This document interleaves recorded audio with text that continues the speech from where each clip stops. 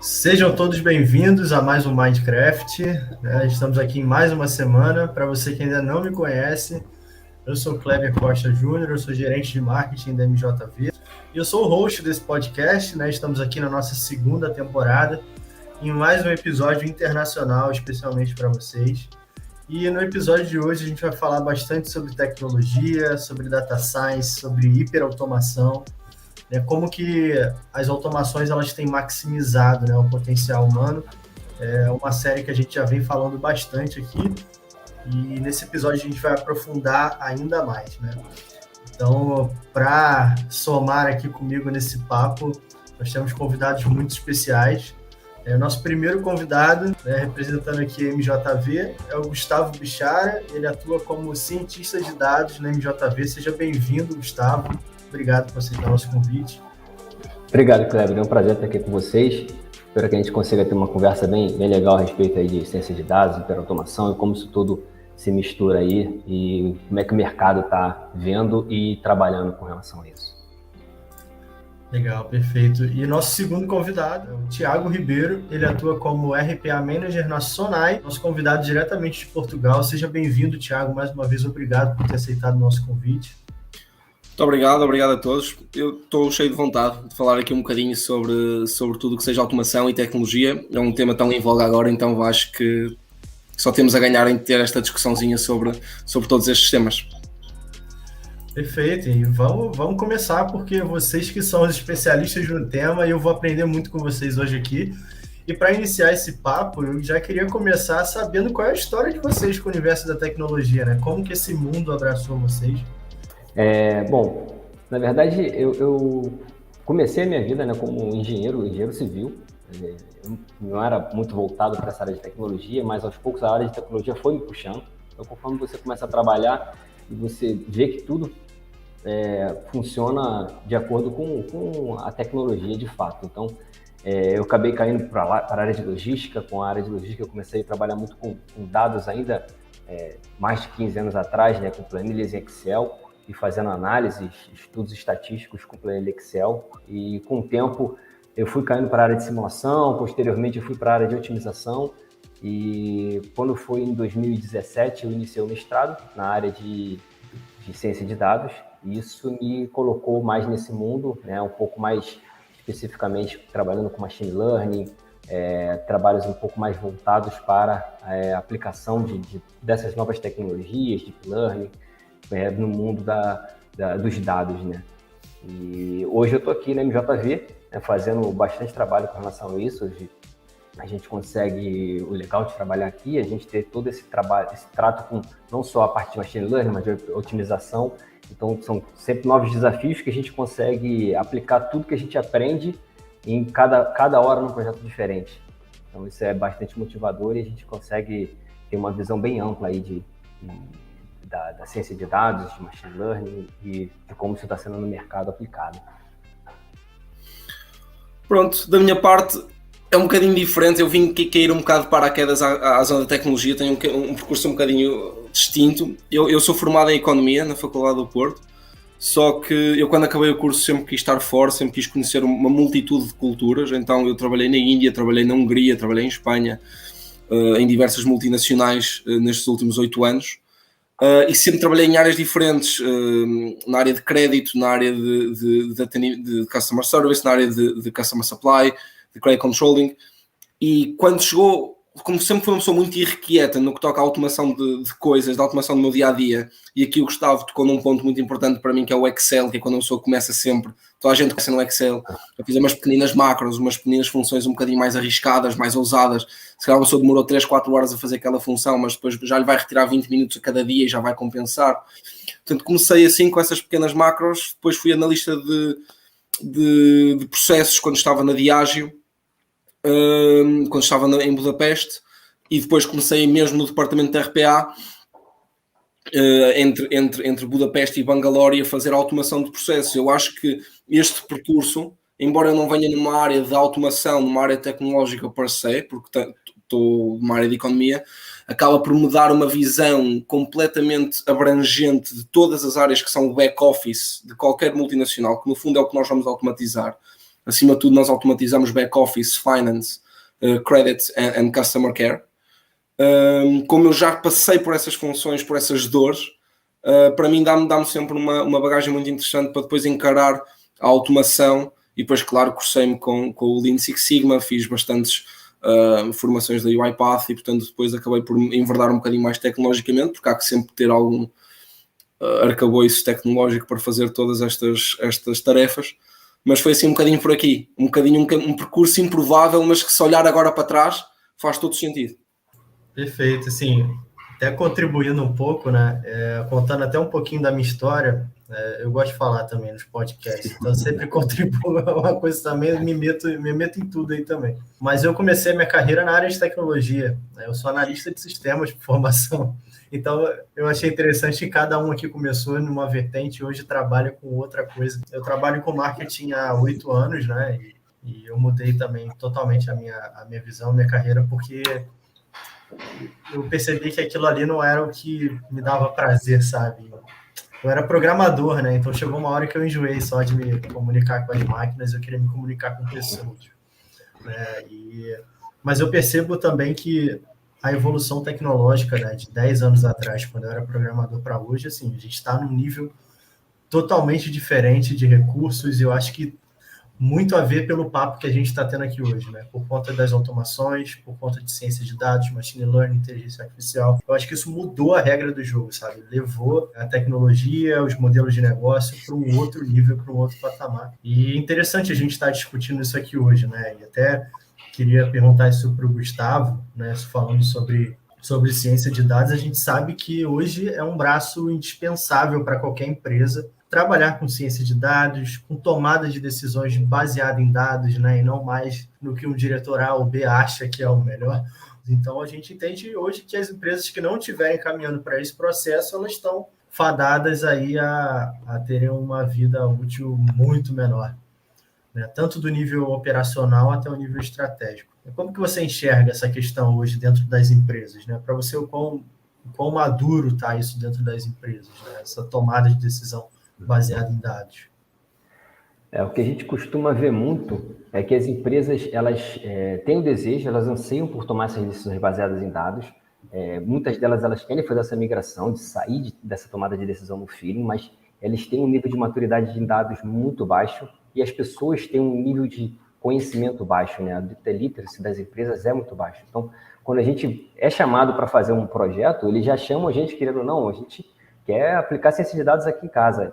E a gente chega para conversar e vê que eles não têm todo um trabalho de arrumar os dados ainda, porque é tudo em papel, muitas coisas em planilha, tem a questão mesmo de alimentação de bases de dados, eles já não têm isso muito bem estruturado, então a gente tem que fazer todo esse dever de casa, entra em nossa equipe de engenharia de dados para arrumar tudo, para posteriormente a gente conseguir começar a fazer algumas análises, extrair insights e colocar a empresa nessa rota.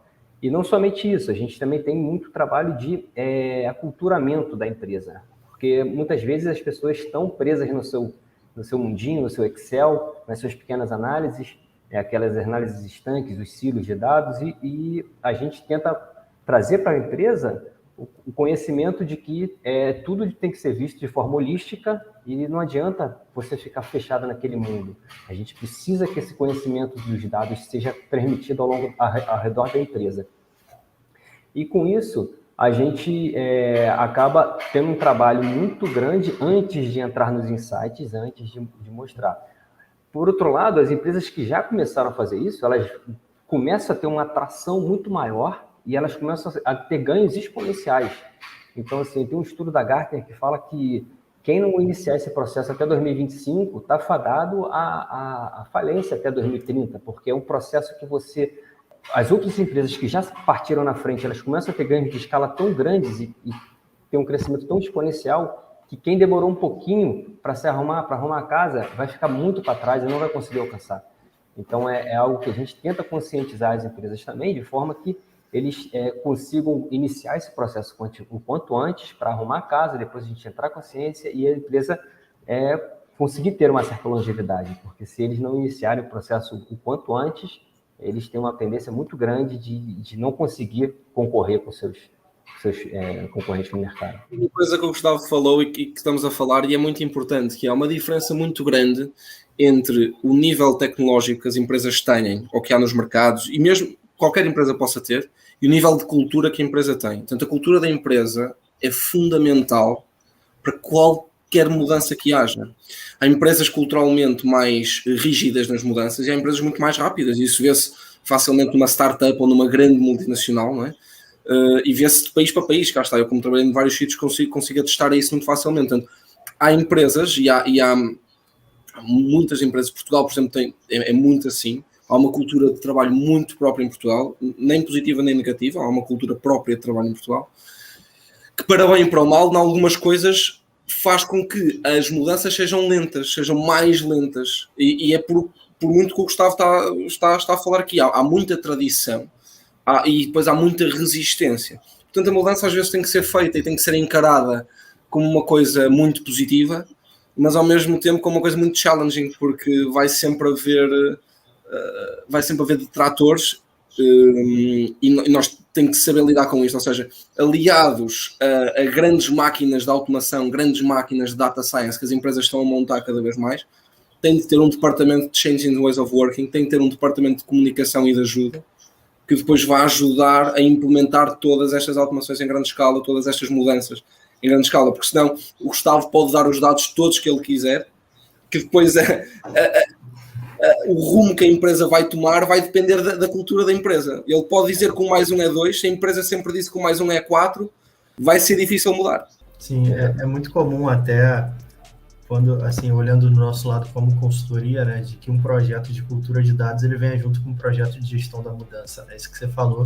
Sim. É real, assim, acontece mesmo, porque é uma mudança de mindset, né, que as pessoas precisam adotar. E estava até em episódios passados falando um pouquinho sobre isso, né? Antes de automatizar processos, as pessoas não entendem quais são os seus processos, né? Então, existem muitos casos que as pessoas não sabem nem como funciona o seu processo e já quer automatizar, né? Então, a pessoa já está pensando na ponta. Há muitos passos até que tem que existir antes da automação, a standardização do processo, limpar o lixo que há no processo, o desperdício que existe no processo. Isso tudo tem que ser feito antes da automação, porque senão estás a automatizar, estás a criar uma casa com pilares de areia, é impossível, vai cair. E também precisamos perceber uma coisa, há gente a fazer a mesma tarefa há 15, 20 anos. E nós vamos automatizar aquela tarefa, portanto, essas coisas têm que ser tidas em conta, tem que haver todo um trabalho por trás que acompanha estas coisas tão importantes como são a automação e data science. E ligando essas duas coisas que vocês falaram, a questão de uma mesma pessoa fazendo há 15 anos um processo, às vezes só essa pessoa faz esse processo, ela Sim. não tem isso mapeado, e aí esse cara está prestes a se aposentar, e aí a empresa começa uma correria louca para tentar treinar alguém para fazer isso, ou mapear esse processo como um todo. Então, assim, as empresas precisam enxergar internamente como as coisas funcionam para tentar se antecipar a esse tipo de problema. Não é fácil. A documentação processual, por mais detalhada que seja, muitas vezes vai ter sempre falhas. Nunca vais conseguir substituir a mente de um empregado que esteve lá há 20 anos e que consiga saber que aquele código de cliente já conhece o cliente especificamente, não atende das 2 às 3, portanto vou-lhe ligar às 4. Portanto, há pequenos truques. Mas também é preciso relativizar-se um bocadinho esse conhecimento e às vezes, vai-se perder, mas vai-se ganhar outras coisas, outras eficiências. Perfeito. E até pegando um gancho nisso que vocês falaram, era a minha próxima pergunta até para o Thiago, que é em relação ao nível de maturidade das empresas. Acho que você já falou um pouquinho, mas como que hoje você enxerga o nível de maturidade das empresas como um todo em Portugal, né, para receberem processos automatizados, hiperautomação, inteligência artificial? Hoje, como é que está esse cenário? A pergunta é muito complexa. É assim, há vários tipos de automação. Usaste aí um termo muito bom, que é a hiperautomação. Portanto, o conjunto das várias coisas, não é?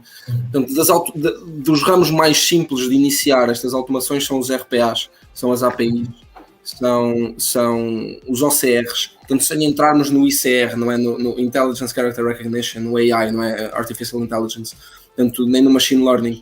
puxando um bocadinho a fita atrás. Portanto, no que toca a RPAs, no que toca a APIs, a OCRs, há um esforço enorme, eu tenho visto isso, das empresas portuguesas, e nomeadamente da Sonai, por exemplo, empresas como a Sonai, como a nós, há um esforço enorme em criar departamentos robustos e sustentáveis de RPA, o que é bom.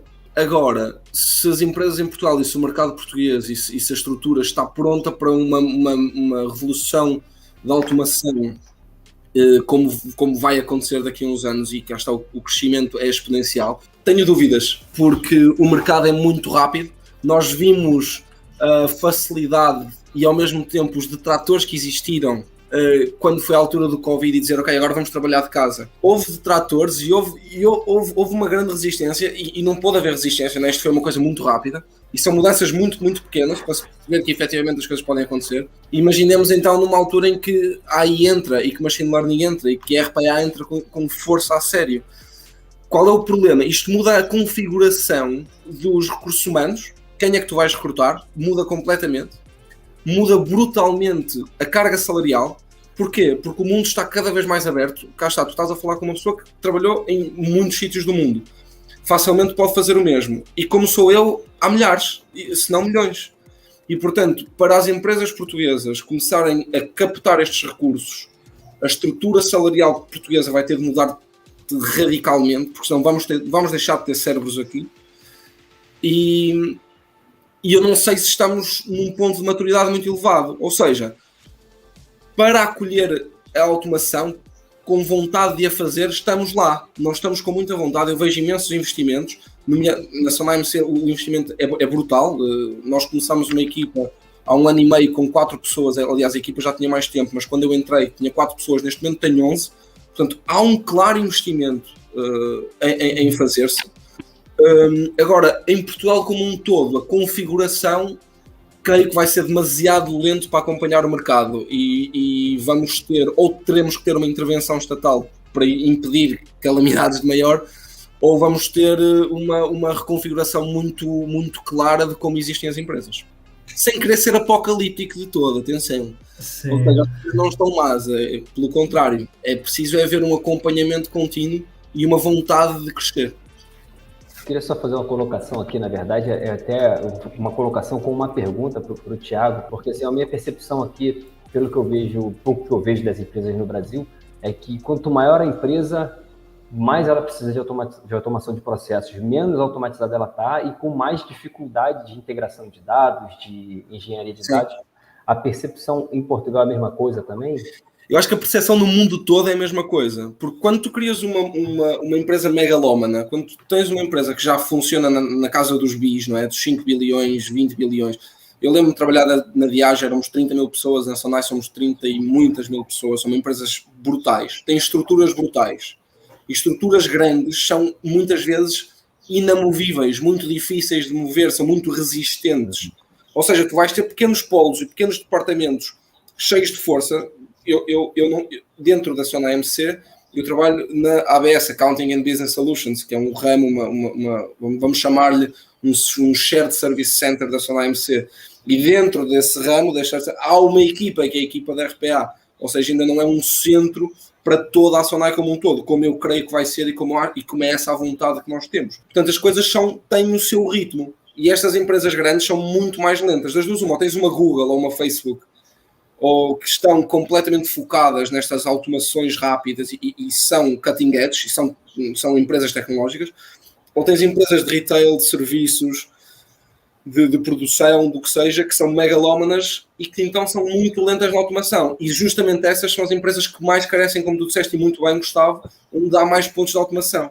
O lado positivo é que isto é ótimo, ou seja, se há focos de automação, somos um bocadinho mais lentos, se calhar permite à empresa mudar a configuração, não tão brutalmente como tem que ser, mas assim um bocadinho mais lento, que dá para toda a gente se habituar, o que é bom. Agora, se isso é ao mesmo tempo que tem de ser e ao mesmo tempo que o mercado vai ser, são outros 500.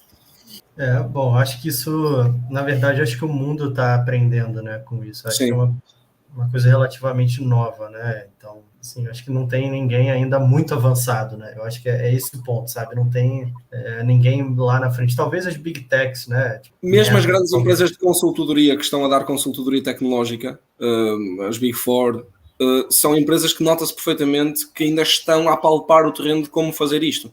Portanto, é quase como se nós tivéssemos aprendido a andar anteontem e agora queremos correr os 100 metros nos Olímpicos. Ou seja, como a curva tecnológica é exponencial, é muito rápida, e nós, o ser humano, é um bocadinho mais lento em tudo isto, e as empresas então ainda mais, estamos a tentar dar os passos muito rápidos. Portanto, as coisas vão acontecendo.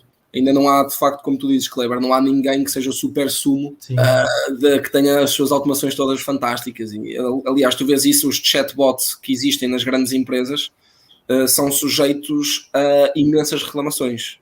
O customer service dessas empresas sofre brutalidades. Não, isso é bem verdade.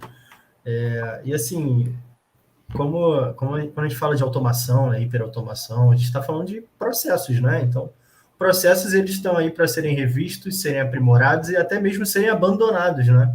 Então, é um processo evolucionário, né? Então, é normal que ninguém tenha, de fato, chegado lá, né?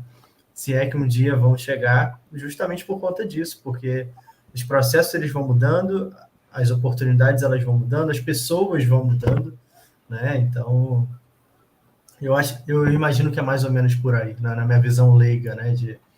De automação de processos, mas eu acredito muito nisso, sabe? E até falando um pouquinho sobre pessoas, né, sobre esse tipo de abordagem, em 2019, aqui na MJV, a gente escreveu um livro de Data Science com a abordagem com Design Thinking, né? Então, é uma abordagem onde a gente tem um foco no ser humano, né? Então, a gente combina essa análise de dados com essa visão humana, né, que eu citei.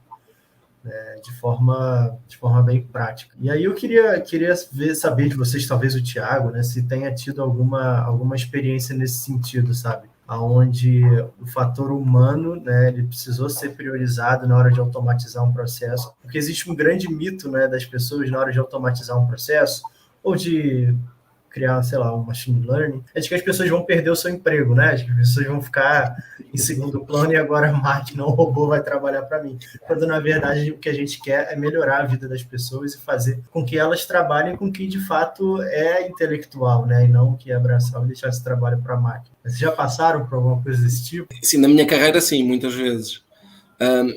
Tocaste aqui em alguns pontos, todos eles muito importantes. Um deles é, eu quando falo de automação, costumo sempre perguntar às pessoas que em jantar estamos a conversar sobre isto e eles estão a dizer, não, a automação é errada. Eu pergunto, mas vieste para aqui de cavalo?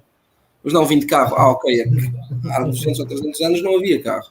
E as pessoas sobreviveram a isso. E houve a Revolução Industrial e as pessoas sobreviveram a isso. Claro que agora as coisas são muito mais exponenciais e são muito mais rápidas, mas vamos todos sobreviver. O que vai acontecer é que vai haver uma grande reconfiguração das tarefas. Mas a automação como ela existe agora, e pegando naquilo que tu disseste, é exatamente isso, Kleber. Não é retirar o ser humano da tarefa, é eliminar tarefas que são mind-numbing, que são tarefas repetitivas, tarefas que não acrescentam. Uma pessoa estar a copiar e a colar valores de um Excel para um SAP não acrescenta a ninguém. Não acrescenta a pessoa que o faz e não acrescenta à empresa. Essa tarefa não tem que existir.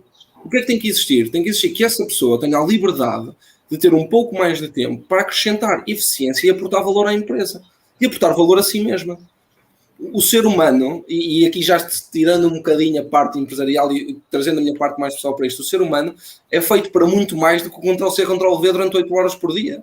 Nós não nos podemos cingir a isso. E, portanto, a automação vem-nos dar essa liberdade. E é muito importante. Agora, claro, eu, por exemplo, quando estava na Sony, em Budapeste, e estava a fazer passagem de conhecimento entre Budapeste e Barcelona, deparei-me com uma pessoa que era como o Gustavo estava a dizer, que ela imprimia X6 e com uma caneta highlighter estava a apontar ali os duplicados. Tá, com uma régua e tal. Há uma função no Excel para isso, não é? Conditional formatting, acho highlight duplicates, quer dizer, é muito fácil eu dizer isso a essa pessoa, mas estas pequenas coisas, que são muito, muito pequenas, já assustam. Portanto, isto tem que haver delicadeza e, acima de tudo, tem de haver consciência. As pessoas não são números, e não é do género, ok, agora vamos eliminar 15 FTEs e isto significa vamos despedir 15 pessoas. Eu acho isso incorreto. Eu acho que deve ser, vamos reduzir 15 FTEs a carga de trabalho, sim, para que então estes 15 FTEs que estão livres podemos passar para outro sítio para aportar valor. Porque há imensas coisas que as empresas podem fazer que não estão a fazer porque não há espaço. Se eu tenho 10 ou 15 pessoas todos os dias a conferir faturas, quando um OCR consegue fazer isso automaticamente, se calhar essas 10, 15 pessoas podem estar a aportar valor noutro espaço. Fazer uma miríade de coisas. Portanto, o automatismo e a automação não tem de ser encarado como um bicho de 7 cabeças que nos vem roubar o mundo, deve ser encarado como qualquer evolução humana foi encarada, como algo que nos vai melhorar a vida. Agora, é muito complicado explicar isso a certas pessoas que estão há muitos anos a fazer a mesma tarefa e cá está, departamentos de comunicação e a sensibilidade e a consciência individual dos managers dos projetos têm de vir ao de cima e as pessoas têm de compreender a resistência que existe, que não são pessoas, pronto, esta pessoa não percebe a tecnologia, é uma pessoa que não faz sentido. Não, é uma pessoa que tem o seu espaço na empresa, tem o seu espaço na sociedade e deve-se ou reorganizar para outro espaço ou tentar encontrar onde inseri-la. Essas pessoas não podem ser simplesmente, pronto, abandonam-se agora estas pessoas porque não sabem mexer num computador, quer dizer, não se fez isso antes, não se vai fazer isso agora. De fato, isso a gente também encontra muita barreira quando a gente vai fazer a própria análise de dados, a ciência de dados, implementar nas empresas, porque eles possuem, as pessoas em geral possuem esse apego às suas pequenas tarefas do dia. Então, ela acha que se tirar aquela tarefa dela, ela não vai ter mais o que fazer, ela vai ser inútil na empresa, e ela não consegue enxergar que todo aquele trabalho que ela faz, de às vezes construir um monte de planilha, um monte de gráficos, ela mesma poderia estar analisando aqueles gráficos. Ela, às vezes, passa para frente, emite relatórios que ninguém vê. E se ela tivesse apertando o botão, saindo aquilo tudo automaticamente, ela conseguiria fazer análise, porque, eventualmente, essa é a pessoa que mais entende daqueles dados na companhia, ela conseguiria analisar aquilo ali e trazer insights muito melhores para a alta gerência. E isso refletiria na próprio ganho salarial dela, na própria necessidade de ter essa pessoa na empresa. Não é simplesmente trocar uma pessoa por um robô, por uma automação, né? As pessoas têm dificuldade de perceber isso de fato. E hoje até tenho visto em algumas empresas, eles têm muitos programas de treinamento, né? Treinamento em análise de dados, em programação, até porque muito se falou que a programação era a datilografia do futuro, né? Que todo mundo saberia.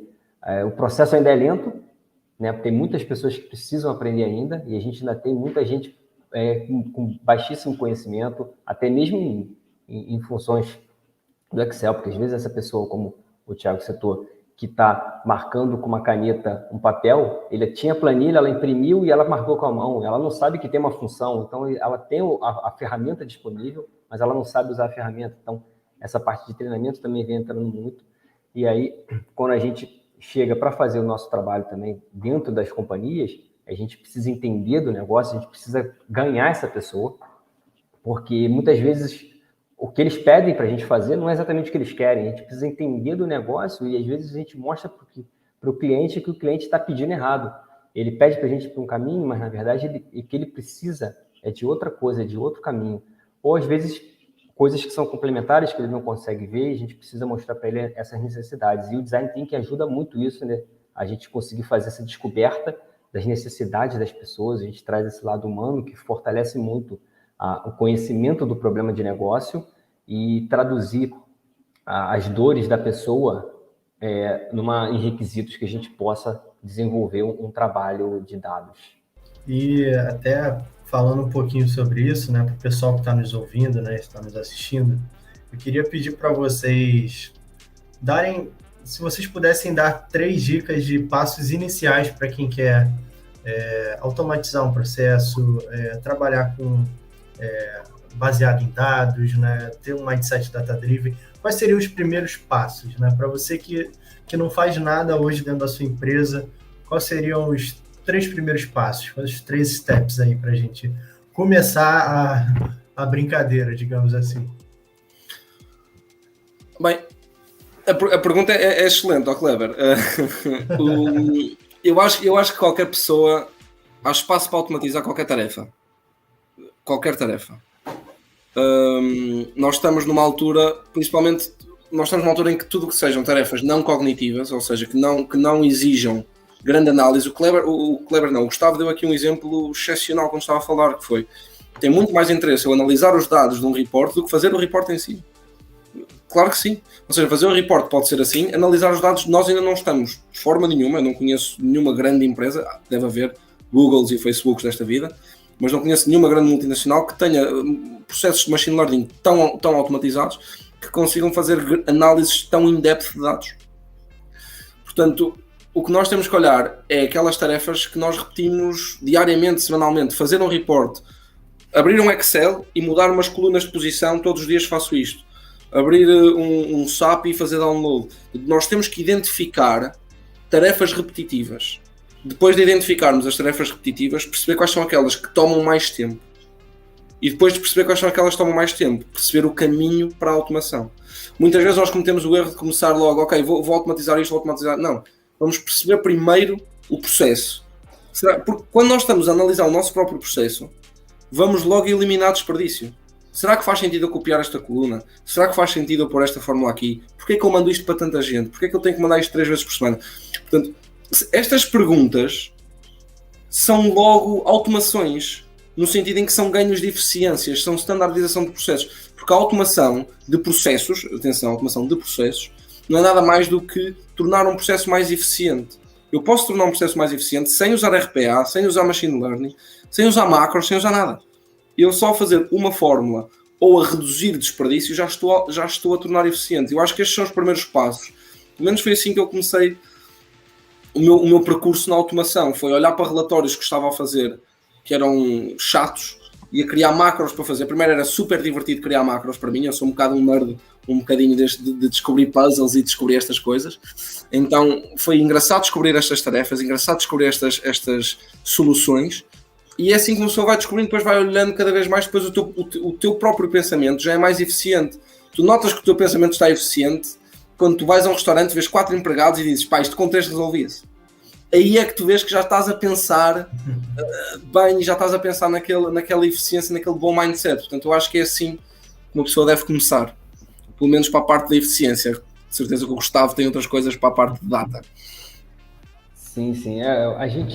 A minha visão é muito de que é capacitação. A gente precisa de treinamento e capacitação das pessoas, né? Então, não só a gestão, né, os gerentes e a alta direção tem que olhar para isso e ver como uma necessidade, né, de capacitar seus funcionários, mas a própria pessoa ela tem que identificar isso. Ela tem que ver, como o Thiago falou, que ela fica todo dia fazendo Ctrl+C, Ctrl+V de planilha e ela tem que perceber e buscar essa informação a respeito de como eu paro de fazer esse Ctrl+C, Ctrl+V, como é que eu automatizo isso? Porque eventualmente a pessoa pode começar simplesmente fazendo uma pesquisa na internet e achando que ele consegue criar uma máquina para automatizar esse processo. Ou ele descobre que tem fórmulas para automatizar alguns cálculos, algumas operações que ele faz no Excel que vai automatizar o trabalho. E aí, conforme você vai fazendo isso, você vai ganhando tempo. Então, investir em treinamento e capacitação, a pessoa tem que partir internamente da pessoa também. Ela tem interesse de crescer, de progredir.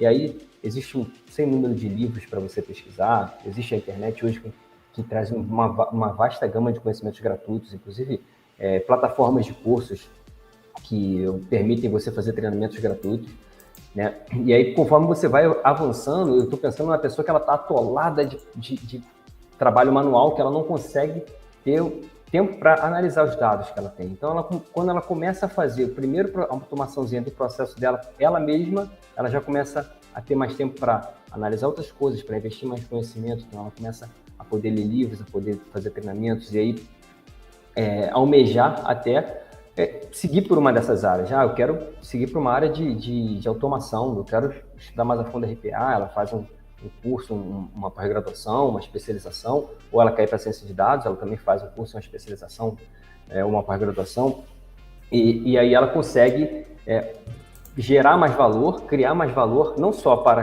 as empresas, que é isso que as pessoas precisam ver também, que o valor que ela recebe é o valor que ela entrega para a companhia. Então, ela tem que entregar Ctrl+C, Ctrl+V, você está entregando muito pouco de valor. Você entrega valor quando você consegue automatizar processos, extrair insights não triviais de dados, que é o que você precisa fazer, né? O que você faz quando você aplica ciência de dados. Então, trazer conhecimento que está escondido ali e que não é qualquer um que vai trazer. E aí você traz valor para a companhia e a companhia vai retornar esse valor para você. Então, as pessoas a gente tem que ter muito em mente que tem que partir dos dois lados, do empregado se investir em si mesmo, né? E da gestão olhar, identificar os perfis da sua área, quem precisa, qual tipo de treinamento para gerar essa sinergia interna. Perfeito. Bom, tá respondido então, acho que tá claro para todo mundo e eu tenho certeza que o pessoal que está aqui com a gente até agora aprendeu muito aí, tirou muitas dúvidas. E antes de encerrar, a gente vai para o nosso quadro final, que é o Dose de Inovação.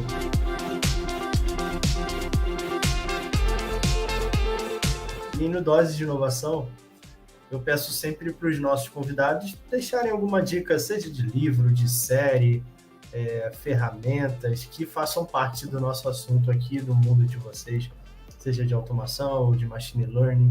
Filme, se a gente for falar, tem um monte, né? Então, filme tem um monte. Então, eu queria pedir para vocês, quanto vocês quiserem, né? A quantidade fica a critério de vocês, se vocês tiverem alguma dica para os nossos convidados para entenderem um pouco mais, né, de maneira mais ilustrada, talvez. Alguma dica de livro, filme, série, ferramenta? Eu tenho a certeza que o Gustavo, mais Data Science Driven, vai falar de um ou outro livro técnico. Portanto, eu vou falar de um livro menos técnico. Há um autor dos anos 60, um matemático, chama-se Isaac Asimov. É o homem que escreveu uns livros, chamam-se The Foundation, escreveu vários, e uns deles da Foundation, que fala sobre robótica, sobre automação e como é que isso impacta as sociedades. Tem o seu quê de romance, mas tem muito dos dilemas que nós vamos ser confrontados com a robótica e com a inteligência artificial.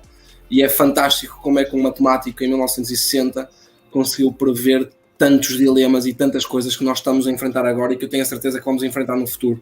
E eu aconselho imenso qualquer pessoa que gosta de automação. Há imensos livros técnicos, há imensas ferramentas. Posso-vos falar de ferramentas de RPA como UiPath, Blue Prism. São duas ferramentas que têm cursos online que vocês podem fazer para se iniciarem neste vosso percurso de automação. O RPA acaba sempre por ser o coração de qualquer tipo de automação como ela existe agora. Depois, claro que há outras partes como OCRs, APIs, como já falámos hoje, como Machine Learning e AI, que acaba por ser o cérebro das automações. Mas, de facto, se uma pessoa quiser entender um bocadinho do que é robótica, okay, como um todo, o que é esta hiperautomação, o que é este avanço tecnológico, acho que livros como a Foundation e toda essa saga são livros excelentes para nos dar uma visão de como o mundo vai progredir. E eu acho isto muito importante, porque não nos basta ter uma visão empresarial sobre as coisas. As empresas inserem-se nas sociedades. Portanto, a nossa visão tem que ser ao contrário. Tem que ser da sociedade e depois para o micro da empresa. Portanto, tem que ser sempre assim. Portanto, nós temos que entender o que nos rodeia e só depois é que temos que entender a nossa realidade laboral. Caso contrário, a nossa vida, a nossa realidade é a nossa realidade laboral e isso não pode existir. E, portanto, eu aconselho mesmo muito este Isaac Asimov Foundation. Assim, do meu ponto de vista, eu acho que a gente tem a males que vem para bem, né? Então, a gente teve a questão da pandemia, ela trouxe uma dificuldade muito grande para as pessoas, ela afastou as pessoas, mas, ao mesmo tempo, ela permitiu que a gente tivesse toda essa dinâmica feita pela internet, pela gravação de vídeos. Então, assim, uma coisa que eu acho que é muito interessante para quem tem um nível um pouco mais avançado aí de conhecimento, existem diversas universidades americanas que colocaram cursos completos, né, de pós-graduação, Universidade de Stanford, Montreal, Oxford. Você consegue muito material muito bom, de alta qualidade, mas em nível mais aprofundado de conhecimento. Você consegue ir lá nessas universidades e fazer toda a trilha de conhecimento, desenvolvimento de trabalhos. Então, quem quer se aprofundar nessa área, já tem um nível de conhecimento, esse é um bom passo. Para quem também não tem um inglês fluente, tem universidades brasileiras que colocaram isso. Lógico que tem um nível de qualidade de apresentação do curso, não tem uma plataforma onde você possa alugar e fazer o desenvolvimento dos seus trabalhos, né? Mas tem universidades brasileiras que fizeram isso também, a UFRJ é um exemplo. E aí, não deixando de citar um livro, tem um livro muito interessante que se chama Storytelling com Dados, que ele traz uma abordagem bastante dinâmica e fácil de compreensão. Então, para as pessoas que querem entrar nesse mundo e conhecer um pouco mais, eu acho que seria o primeiro passo, né? É um livro interessante que você consegue dar os primeiros passos nesse mundo e aí ver se realmente é do seu interesse entrar para a ciência de dados, para essa área de dados ou não. E aí, enfim, trilhar um caminho um pouco mais aprofundado, né? Como eu coloquei. Perfeito. Bom, então é isso. Chegamos aqui ao nosso momento final, né? Chegamos até o fim desse episódio. Agradeço demais a presença de vocês, né? Primeiramente aos que nos acompanharam até aqui, os nossos espectadores, né? E mais uma vez, Thiago, obrigado por ter aceitado o nosso convite. As portas estão sempre abertas para você. Se quiser contribuir com outros temas também, vai ser sempre bem-vindo. Muito obrigado aí pela sua participação. Muito obrigado pelo convite. Gustavo, obrigado também por ter aceitado topar aí fazer parte do nosso episódio. E é até interessante, uma curiosidade, porque a MJV tem mais de 1.000 funcionários, né? E embora eu estou aqui há quase 8 anos, eu não conheço todo mundo, né? Então o podcast também é uma oportunidade da gente conhecer caras novas dentro da própria MJV. Obrigado por ter aceitado aí o nosso convite, Gustavo. Obrigado, Kleber. Obrigado aí por ter me convidado. E eu acho que a cada dia que passa, você vai ver mais pessoas novas de dados na companhia, Sim. Porque é uma área que tem crescido bastante, a gente tem tido muita demanda e a gente está incorporando bastante gente na equipe. Basicamente, quase semanalmente tem gente entrando, então você vai se deparar com muita gente nova, né, que vai ter a oportunidade de conhecer. E agradeço ao Thiago também pelo bate-papo, pela presença. Foi uma conversa muito legal, muito construtiva, né, e enriquecedora para todos nós. Era isso que eu ia dizer, Gustavo. É recíproco, Gustavo e Kleber. Foi super interessante. A mim acrescentou-me imenso, honestamente. Eu, por mim, íamos todos beber uma cerveja e falar um bocadinho sobre isto. Vocês dizem um brasileiro diferente beber um shopping, não é? Acho eu. Mas se calhar disse asneiras e não queria. Se calhar assassinei aqui um bocadinho. Mas foi um prazer enorme. E sim, se vocês precisarem, eu tenho sempre imenso gosto em contribuir. Obrigado, perfeito. E você, nosso querido ouvinte, nosso querido telespectador, semana que vem tem um outro episódio do Mindcraft com outro time de feras, assim como esses que estão aqui hoje. Vejo vocês semana que vem. Um beijo, se cuidem.